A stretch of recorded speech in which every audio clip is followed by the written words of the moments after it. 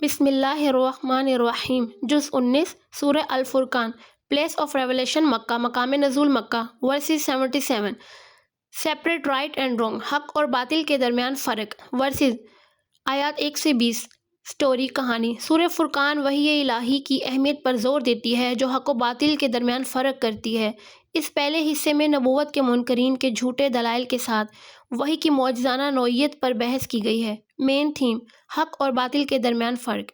Root of versus, وہ معیار قرآن جو حق کو باطل سے ممتاز کرتا ہے اور مشرکوں کی طرف سے اسلام کی تنقید۔ High lighted verse.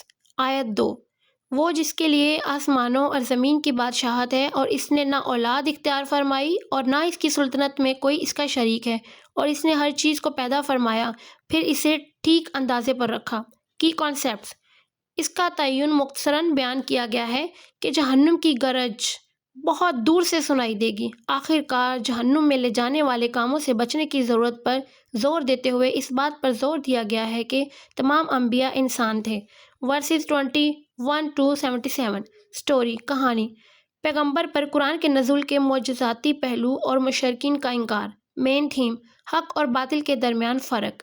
Root of versus, وہ معیار قرآن جو حق کو باطل اور اسلام پر مشرکوں کی تنقیدوں سے ممتاز کرتا ہے۔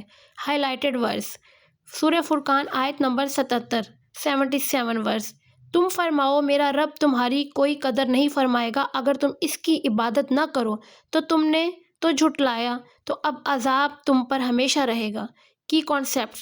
حق اور باطل کے درمیان فرق کرنے والی کتاب کا معیار، مشرکوں کی طرف سے نبی اور قرآن کے انکار کا انکار۔